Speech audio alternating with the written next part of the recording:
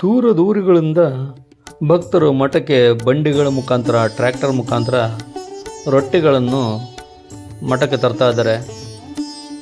ಎಲ್ಲ ಭಕ್ತರು ಕೂಡ ಎಳ್ಳು ಹೋಳಿಗೆ ಶೇಂಗಾ ಹೋಳಿಗೆ ಕೂಡ ಇಲ್ಲಿ ದಾಸೋಹದಲ್ಲಿ ನೀಡ್ತಾರೆ. ನೋಡಿ, ಇಷ್ಟೊಂದು ದೊಡ್ಡ ಕೊಪ್ಪರಿಗೆಯ ಸಾಂಬಾರು ಮಾಡೋದನ್ನು ನೀವು ಎಲ್ಲಿಯಾದರೂ ನೋಡಿದ್ದೀರಾ? ಅದ್ಭುತ. ಸಾವಿರಾರು ಭಕ್ತರು ಪ್ರತಿನಿತ್ಯ ಮಹಾದಾಸೋಹ. ಸಾವಿರಾರು ಸ್ವಯಂ ಸೇವಕರು ಹಗಲು ರಾತ್ರಿ ಎನ್ನದೇ ಅಜ್ಜನ ಸೇವೆ ಮಾಡುತ್ತಾರೆ.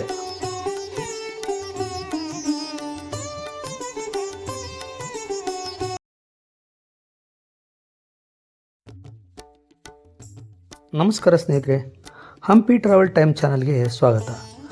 ಸ್ನೇಹಿತರೆ, ಇಂದಿನ ವಿಡಿಯೋದಲ್ಲಿ ನಾನು ಗವಿಸಿದ್ದೇಶ್ವರ ಜಾತ್ರೆಯಲ್ಲಿ ನಡೆಯುವ ಮಹಾದಾಸೋಹದ ತಯಾರಿ ಹೇಗಿದೆ ಅಂತ ನೋಡೋಣ.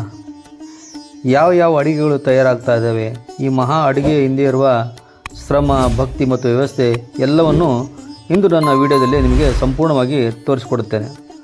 ಅದಕ್ಕೂ ಮೊದಲು ನೀವಿನ್ನೂ ನನ್ನ ಹಂಪಿ ಟ್ರಾವೆಲ್ ಟೈಮ್ ಚಾನಲ್ನ ಸಬ್ಸ್ಕ್ರೈಬ್ ಮಾಡಿಲ್ಲ ಅಂದರೆ ಈಗಲೇ ಸಬ್ಸ್ಕ್ರೈಬ್ ಮಾಡಿ, ಲೈಕ್ ಮಾಡಿ ಹಾಗೂ ಈ ವಿಡಿಯೋವನ್ನು ನಿಮ್ಮ ಸ್ನೇಹಿತರಿಗೆ ಶೇರ್ ಮಾಡೋದನ್ನು ಮರಿಬೇಡಿ.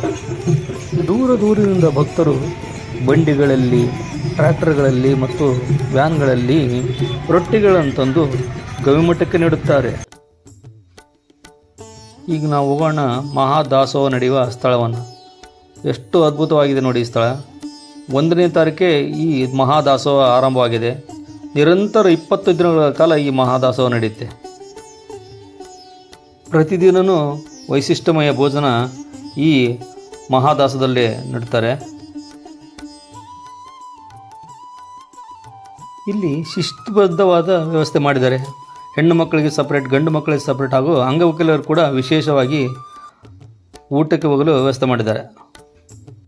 ಭಕ್ತರು ಇಲ್ಲಿರುವ ಸ್ಟೀಲ್ ತಟ್ಟೆಗಳನ್ನು ತೆಗೆದುಕೊಂಡು ಊಟಕ್ಕೆ ಹೋಗ್ತಾರೆ. ನೋಡಿ, ಸಾವಿರಾರು ತಟ್ಟೆಗಳನ್ನು ನೀವು ನೋಡೋದು. ನಾನಿಲ್ಲಿ ಕೇವಲ ಒಂದು ಕೌಂಟರ್ ಮಾತ್ರ ತೋರಿಸ್ತಾ ಇದ್ದೀನಿ. ಈ ಥರ ಸುಮಾರು ಕೌಂಟರ್ಗಳಿವೆ ತಟ್ಟೆಗಳದು. ಬೆಳಗ್ಗೆ 10:30 ಆಗಿದೆ, ಆಗಲೇ ದಾಸೋಹ ಪ್ರಾರಂಭ ಆಗಿದೆ. ನೋಡಿ, ಎಷ್ಟೊಂದು ಜನರು ಬಂದಿದ್ದಾರೆ ಬೆಳಗ್ಗೆ. ಇದು ಸರತಿಯಲ್ಲಿ ನಿಂತ್ಕೊಂಡು ಭಕ್ತರು ದಾಸೋಹವನ್ನು ತೆಗೆದುಕೊಳ್ತಾರೆ. ಯಾವ ಕೌಂಟರ್ನಲ್ಲಿ ಯಾವ ಪದಾರ್ಥ ಸಿಗುತ್ತೆ ಅಂತ ಹೇಳ್ಬಿಟ್ಟು ಇಲ್ಲಿ ಬೋರ್ಡ್ ಹಾಕಿದ್ದಾರೆ. ಇದು ನೋಡಿ ಭಕ್ತರು ಹೋಗಿ ಇಲ್ಲಿ ಊಟ ನಡೆಸ್ಕೊಂಡು ಹೋಗಿ ಊಟ ಮಾಡ್ತಾರೆ. ಸ್ವಯಂ ಸೇವಕರು ಇಲ್ಲಿ ಬರುವ ಭಕ್ತರಿಗೆ ಊಟ ನೀಡ್ತಾ ಇದ್ದಾರೆ. ಪ್ರತಿಯೊಬ್ಬರು ಇಲ್ಲಿ ಅಜ್ಜನ ಸೇವೆ ಮಾಡ್ತಾರೆ.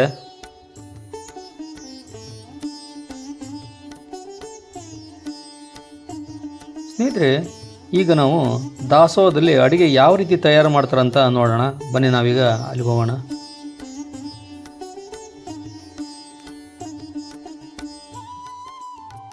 ಬೆಳಗ್ಗೆ 10:00 ಇಷ್ಟು ಅನ್ನ ಮಾಡಿದ್ದಾರೆ.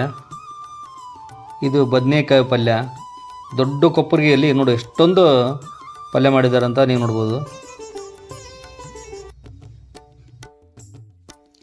ಸಾಂಬಾರುಗಳನ್ನು ಇಲ್ಲಿ ಕೈಯಿಂದ ಬಳಸೋದಿಲ್ಲ, ಎಲ್ಲದಕ್ಕೂ ಟ್ಯಾಪ್ ಮಾಡಿದ್ದಾರೆ. ಈ ಟ್ಯಾಪ್ ಮುಖಾಂತರ ಬಳಸ್ಕೊಂಡು ನೀಡ್ತಾರೆ. ಪೊಲೀಸರು ಕೂಡ ಇಲ್ಲಿ ಸೇವೆ ಮಾಡ್ತಾ ಇದ್ದಾರೆ. ಸುಮಾರು 4-5 ಕೊಪ್ಪರಿಗೆಗಳಲ್ಲಿ ಸಾಂಬಾರು ಮಾಡ್ತಾ ಇದ್ದಾರೆ. ನೀವು ನೋಡ್ಬೋದು ಬಿಸಿ ಸಾಂಬಾರು ಯಾವ ರೀತಿ ತಯಾರಾಗ್ತಾಯಿದೆ ಅಂತ ನೋಡ್ಬೋದು. ಪ್ರತಿದಿನ ಬರೋ ಭಕ್ತರಿಗೆ ಈ ರೀತಿ ವ್ಯವಸ್ಥೆ ಮಾಡೋದು ಸಾಮಾನ್ಯದ ಮಾತಲ್ಲ. ಇದು ಕೊಪ್ಪಳದಲ್ಲಿ ಮಾತ್ರ ಸಾಧ್ಯ.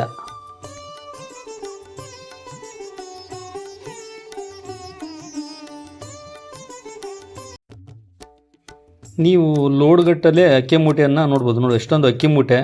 ಇದು ಇಲ್ಲಿ ಕೇವಲ ಒಂದು ಭಾಗ ಮಾತ್ರ ನಾನು ನಿಮಗೆ ತೋರಿಸ್ತಾ ಇದ್ದೀನಿ. ಇನ್ನೂ ಈ ಥರ 2-3 ಕೋಣೆಗಳಿವೆ. ಅಕ್ಕಿ ಮೂಟೆಗಳನ್ನು ನೀವು ನೋಡ್ಬೋದು. ಇಲ್ಲಿ ಅಡುಗೆ ಮಾಡಲಿಕ್ಕೆ ಬೇಕಾದಂಥ ಕಟ್ಟಿಗೆಗಳನ್ನು ಕೂಡ ಇಲ್ಲಿ ನೋಡ್ಬೋದು. ಲೋಡ್ಗಟ್ಟಲೆ ಕಟ್ಟಿಗೆಯನ್ನು ಇಲ್ಲಿ ಇಟ್ಟಿದ್ದಾರೆ ನೋಡಿ. ಭಕ್ತರಿಗಾಗಿ ನೀವು ಇಲ್ಲಿ ಎಳ್ಳು ಹೋಳಿಗೆ, ಶೇಂಗಾ ಹೋಳಿಗೆಗಳು ಕೂಡ ಇಲ್ಲಿ ದಾಸೋಹದಲ್ಲಿ ನೀಡ್ತಾರೆ. ಲಾಡು ಕೂಡ ಇಲ್ಲಿ ಮಾಡಿದ್ದಾರೆ ನೋಡಿ. ಕೊತ್ತಂಬರಿ, ಕರಿಬೇವು, ತರಕಾರಿಗಳನ್ನು ಇಲ್ಲಿ ನೋಡ್ಬೋದು. ಎಲ್ಲ ಲೋಡ್ಗಟ್ಟಲೆ. ಭಕ್ತರು ಉಚಿತವಾಗಿ ಬಂದು ತಾವೇ ಖುದ್ದಾಗಿ ಇಲ್ಲಿ ಸೇವೆ ಮಾಡ್ತಾರೆ.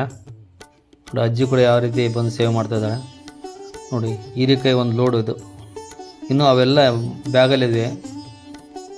ಸೋರೆಕಾಯಿ, ಹೂಕೋಸು ನೋಡಿ, ಕುಂಬಳಕಾಯಿ, ಸೋರೆಕಾಯಿ, ಉಳ್ಳಾಗಡ್ಡಿ ಎಲ್ಲ ಸ್ವಯಂ ಸೇವಕರು ತಮ್ಮಷ್ಟಕ್ಕೆ ತಾವೇ ಬಂದು ಇಲ್ಲಿ ಅಜ್ಜನಿಗೆ ಸೇವೆ ಮಾಡ್ತಾರೆ.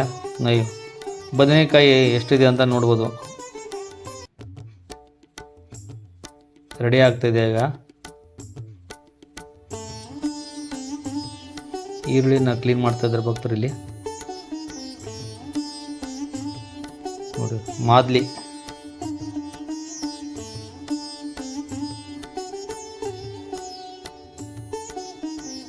ಈವನ್ನಲ್ಲಿ ಕೂಡ ಆಲ್ರೆಡಿ ರೊಟ್ಟಿಗಳು ಬರ್ತಾ ಇದ್ದಾವೆ. ಈ ಭಾಗದಲ್ಲಿ ಬಂದು ಇಲ್ಲಿ ಸ್ಟೋರೇಜ್ ರೂಮ್ಗಳು, ಹಿಂದ್ಗಡೆ ಇರೋದೆಲ್ಲ ಸ್ಟೋರೇಜ್ ರೂಮ್ಗಳು. ಇವೆಲ್ಲ ಮಾದ್ಲಿ, ರೊಟ್ಟಿ.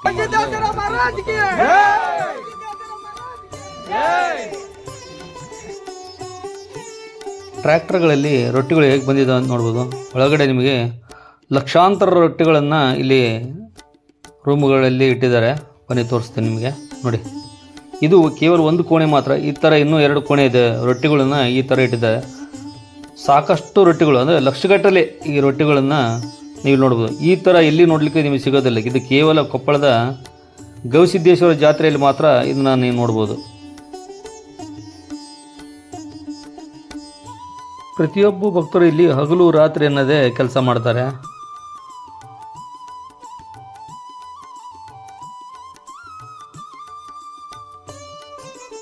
ನೋಡಿ ಮಾದ್ಲಿ ಈ ಟಿಂಪೋದಲ್ಲಿ ಬಂದಿದೆ. ಈಗ ಇದನ್ನು ಅಲ್ಲಿ ಇಡ್ತಾರೆ, ಸ್ಟೋರೇಜ್ ಮಾಡ್ತಾರೆ. ಈ ಥರ ಆಲ್ರೆಡಿ 3 ಟೆಂಪೋದಲ್ಲಿ ಮಾದ್ಲಿ ಬಂದಿದೆ ಇಲ್ಲಿ ನೋಡಿ. ಅನ್ನ ಮಾಡ್ತಕ್ಕಂಥ ಸ್ಥಳ ಇದು ಯಾವ ರೀತಿ ಅಂತ ನೋಡ್ಬೋದು. ಇಲ್ಲಿ ಕೂಡ ಅಕ್ಕಿ ಮೂಟೆಗಳನ್ನು ನೀವು ನೋಡ್ಬೋದು. ಇದು ಕೂಡ ಮಾದ್ಲಿ ನೋಡಿ, ಆಲ್ರೆಡಿ ತೋರಿಸಿದೆ. ಇಲ್ಲಿ ಕೂಡ ಸ್ಟೋರೇಜ್ ಮಾಡಿದ್ದಾರೆ ಮಾದ್ಲಿಯನ್ನು.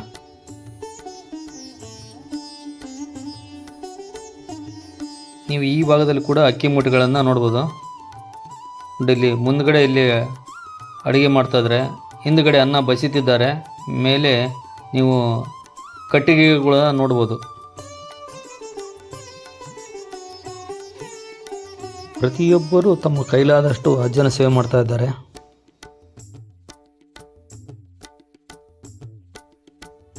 ಉತ್ತರ ಕರ್ನಾಟಕದಲ್ಲಿ ನಡೆಯುವ ಅತ್ಯಂತ ದೊಡ್ಡ ಜಾತ್ರೆ ಇದು.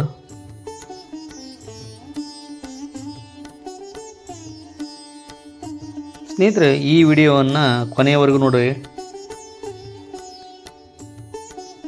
ಜಾತ್ರೆ ದಿನ ಸುಮಾರು 5 ರಿಂದ 6 ಕೊಪ್ಪರಿಗೆಗಳಲ್ಲಿ ಸಾಂಬಾರು ಮಾಡ್ತಾರೆ ನೋಡ.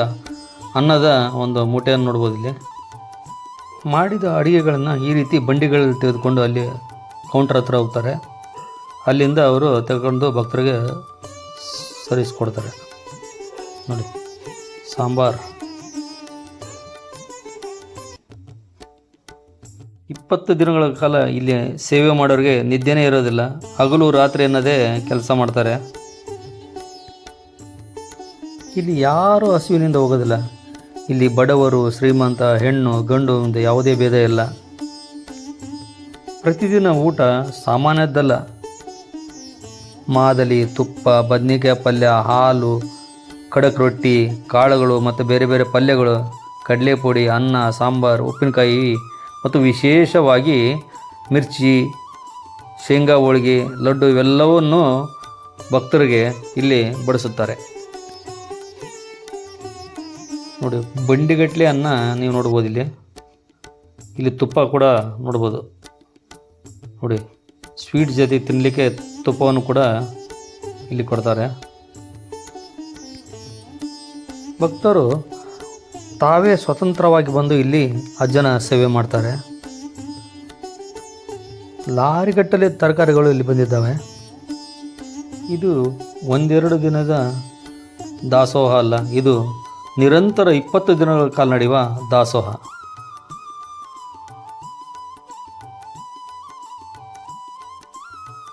ಭಕ್ತರು ಸರತಿ ಸಾಲಿನಲ್ಲಿ ನಿಂತ್ಕೊಂಡು ಊಟಕ್ಕೆ ಹೋಗ್ತಾ ಇದ್ದಾರೆ.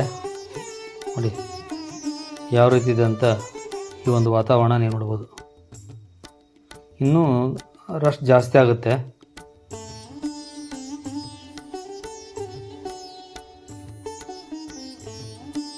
ಮಹಿಳೆಯರು ಸ್ವತಃ ತಾವೇ ಬಂದು ಇಲ್ಲಿ ಅಜ್ಜನ ಸೇವೆ ಮಾಡ್ತಾ ಇದ್ದಾರೆ.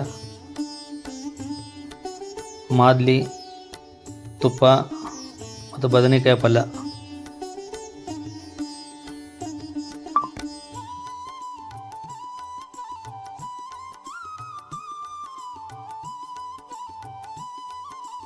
ನೋಡಿ, ಅನ್ನ, ಸಾಂಬಾರು, ಉಪ್ಪಿನಕಾಯಿ, ಕಡಲೆಪುಡಿ. ನೋಡಿ, ಮದುವೆಯಲ್ಲಿ ಕೂಡ ಎಷ್ಟು ಐಟಮ್ಸ್ನ ನಮಗೆ ನೀಡೋದಿಲ್ಲ. ಎಷ್ಟು ಲಕ್ಷಾಂತರ ಭಕ್ತರಿಗೆ ಇದನ್ನು ವ್ಯವಸ್ಥೆ ಮಾಡೋದು ಸಾಮಾನ್ಯದ ಮಾತಲ್ಲ.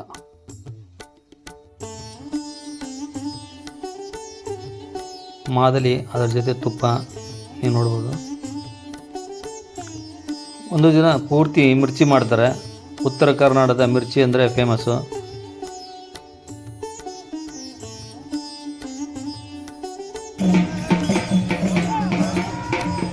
ಇನ್ನೂ ಭಕ್ತರು ಭಜನೆ ಮಾಡುತ್ತಾ ವ್ಯಾನ್ಗಳಲ್ಲಿ, ಟ್ರ್ಯಾಕ್ಟರ್ಗಳಲ್ಲಿ ರೊಟ್ಟಿಗಳು ಮತ್ತು ದವಸ ಧಾನ್ಯಗಳನ್ನು ತಂದು ಮಠಕ್ಕೆ ಕೊಡ್ತಾ ಇದ್ದಾರೆ. ನೋಡಿ, ನೀವು ಇದನ್ನು ನೋಡ್ಬೋದು.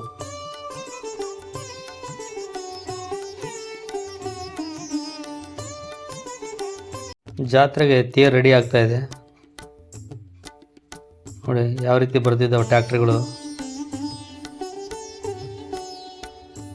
ಇದು ಗವಿಸಿದ್ದೇಶ್ವರ ಮಠ. ಎಷ್ಟು ಸುಂದರವಾಗಿದೆ ನೋಡಿ. ಈ ಥರ ಮಠ ನಿಮಗೆ ಎಲ್ಲಿ ನೋಡೋಕ್ಕೆ ಸಿಗೋದಿಲ್ಲ. ಅಷ್ಟು ಆಧುನಿಕತೆಯ ಭಾಗ ಇದು. ಅಲ್ಲಿ ಗವಿಶ್ರೀ ಅಜ್ಜವರು ಭಕ್ತರಿಗೆ ದರ್ಶನ ನೀಡ್ತಾ ಇದ್ದಾರೆ. ನಾವಲ್ಲಿ ವಿಡಿಯೋ ಮಾಡೋ ಹಾಗಿಲ್ಲ. ನಿನ್ನೆ ನಡೆದ ತೆಪ್ಪೋತ್ಸವ.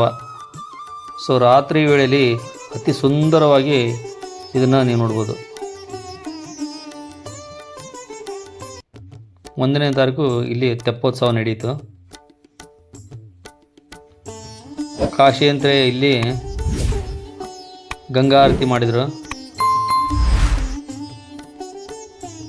ಸ್ನೇಹಿತರೆ, ಇದಾಗಿತ್ತು ಇಂದಿನ ವಿಶೇಷ ವಿಡಿಯೋ. ಗವಿಸಿದ್ದೇಶ್ವರ ಜಾತ್ರೆಯಲ್ಲಿ ನಡೆಯುವ ದಾಸೋಹದ ತಯಾರಿಯನ್ನು. ಸ್ನೇಹಿತರೆ, ನನ್ನ ಈ ವಿಡಿಯೋ ನಿಮಗೆ ಇಷ್ಟವಾಗಿದ್ದರೆ ದಯವಿಟ್ಟು ನನ್ನ ಚಾನಲ್ ಸಬ್ಸ್ಕ್ರೈಬ್ ಮಾಡಿ, ಲೈಕ್ ಮಾಡಿ ಹಾಗೂ ಕಾಮೆಂಟ್ನಲ್ಲಿ ಜೈ ಅಜ್ಜ ಎಂದು ಬರೆಯಿರಿ. ಮತ್ತೆ ಸಿಗೋಣ ಮುಂದಿನ ವಿಡಿಯೋದಲ್ಲಿ. ನಮಸ್ಕಾರ.